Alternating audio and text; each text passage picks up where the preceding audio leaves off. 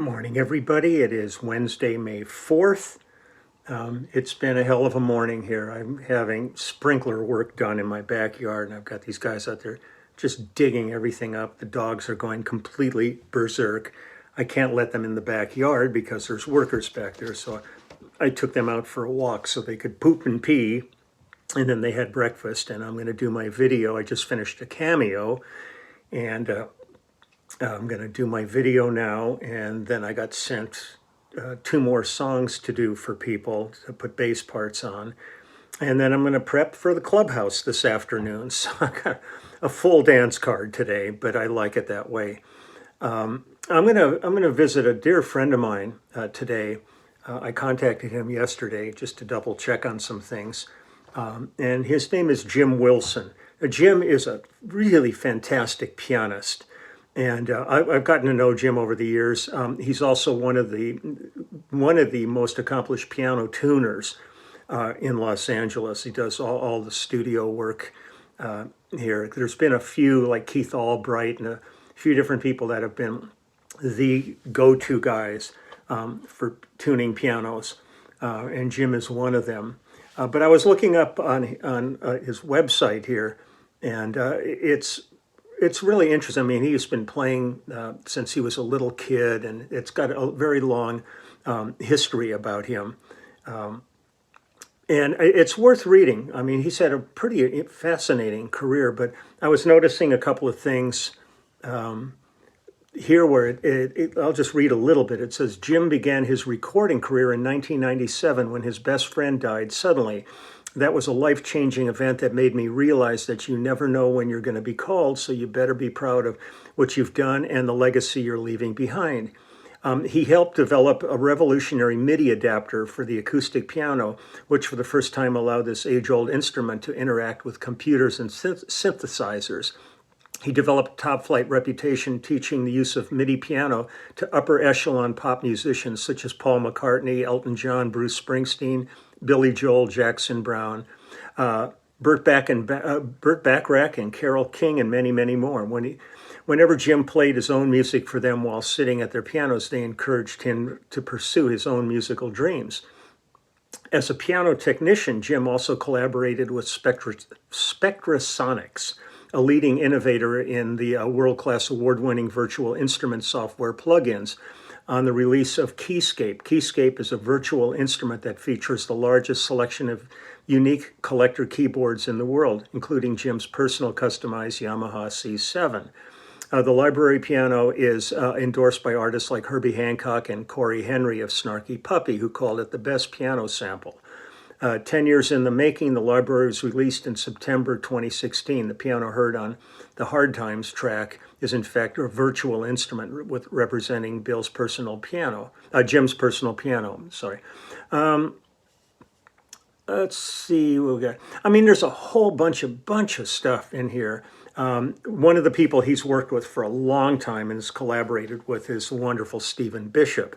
And they're very, very connected, and I love Stephen too. So this is great, but I thought I would play a couple of the songs that I did with Jim. This is very different than most of the stuff that I've been posting during the course of this channel. God, this is looking kind of fuzzy. I wonder if hold on just a sec. Let me, I'm gonna wipe the camera lens down here. Excuse me, that's my t-shirt wiping the camera. This is the high-tech world of Leland Sklar's channel. Either that looks better or I'm just getting fuzzier as time goes on. Here's a track called Picasso's Midnight Stroll. And this is Jim Wilson on here. Actually, hold on one sec. I am going to pull up something here. I want to double check one thing. Talk amongst yourselves while I do this, if you don't mind.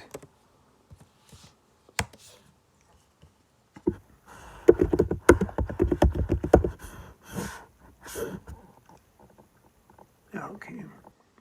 Boy, there's a bunch of Jim Wilsons listed here.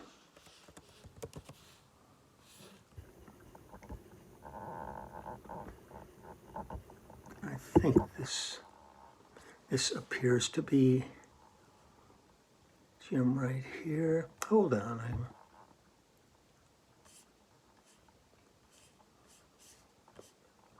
It's so hard to get information sometimes on projects.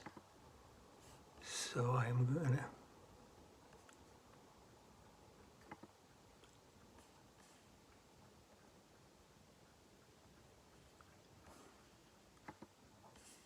Hold on. That's not it. So I hope you're all having a good time here. I'm just sitting here going, what the hell am I doing? Okay, here we go. I found what I wanted. These tracks have Doug Lacey on accordion, Benjamin Wyatt on cello, Paul Laredo on French horn, Steve Lukather on guitar, the Budapest Symphony Orchestra as orchestra, Gerald Launer on percussion and drum programming, David Sanborn on sax, Mark Portman on synth, myself on bass, Greg Bissonette on drums, Mike Landau on guitar, Davey Johnston on mandolin and 12-string guitar, Charlie Morgan on percussion, Rick Braun on percussion, Richard Elliott on saxophone, Mitch Foreman on synth, Chris Bodie on trumpet, get up here, George Tortorelli on flute. I shared some of the tracks with the great Neil Stubenhouse on bass. Peter White on guitar, Bob Clearmountain, the great Bob Clearmountain mixed this, Lenny Castro on percussion, Jim Wilson on piano, producer, songwriter, and arranger, Steve Solani doing the strings, Steve Picaro on synth, Eric Rigler on Uilleann pipes and flute. So he's able to cast a wide net and gather up a whole lot of folks to work on his projects with him. So I'm going to get started here. This is Picasso's Midnight Stroll.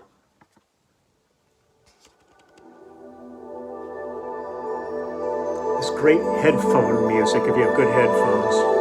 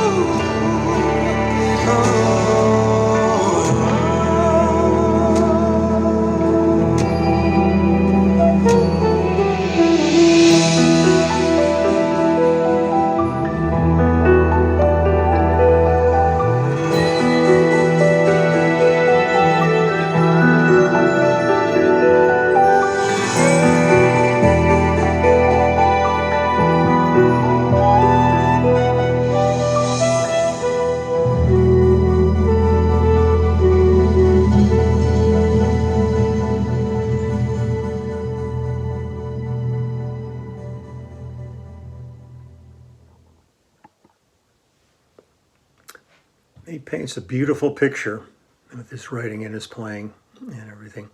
Here's another song called Discovery. And this Jim's really great. This is really good.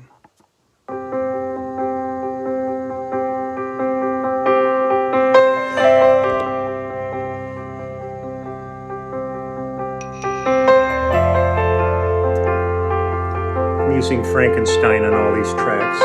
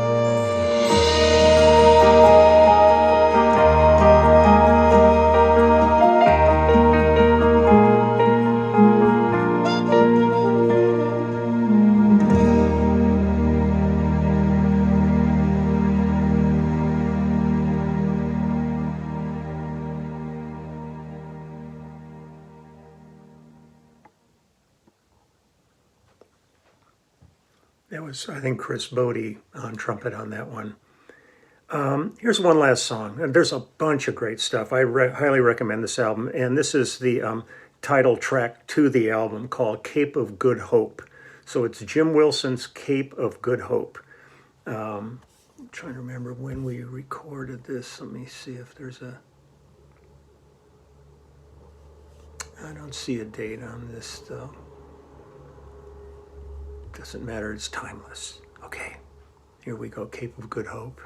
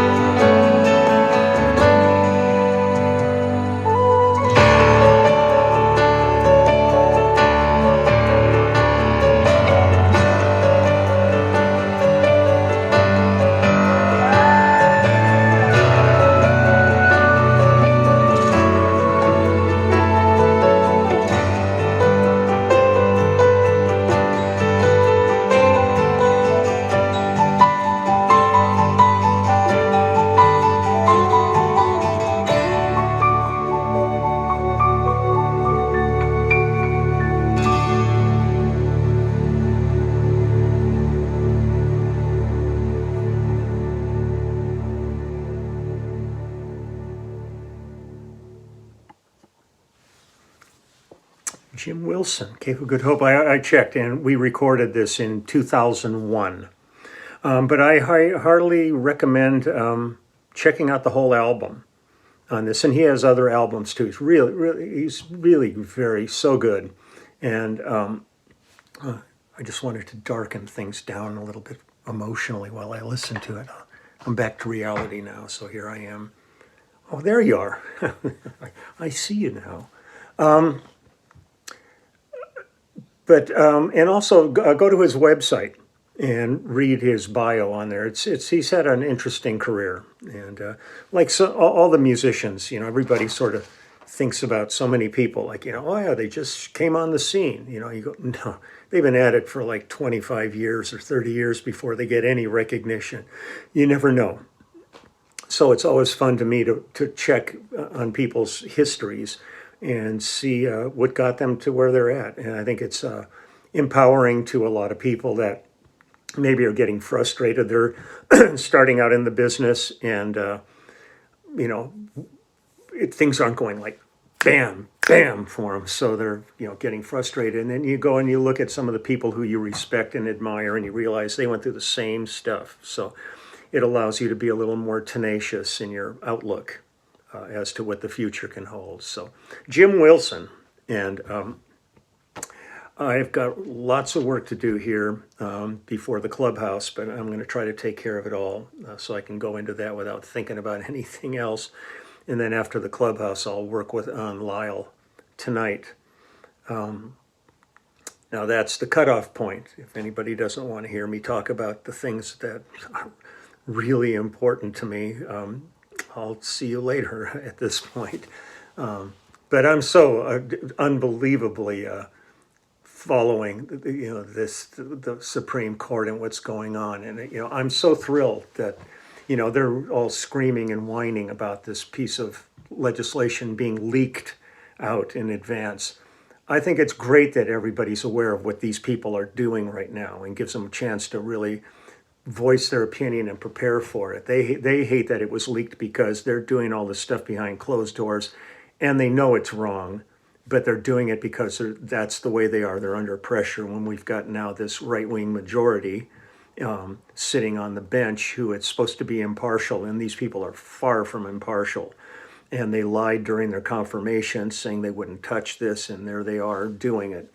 So between that, watching the massive assault that's taking place on the steel plant in the Ukraine, where the Russians are trying to kill all the remaining people that are, hunkered down in there, as Europe now talks about completely cutting off shipments of oil from Russia, and they think it could bankrupt them. But Putin is one of the richest men in the world. He could finance this war on his own with all the money he's stolen while he's in office and absconded.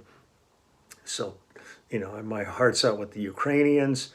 Numbers are climbing dramatically. On the COVID front, they've got a new variant that's highly contagious. It's like it's all happening as mandates are going down.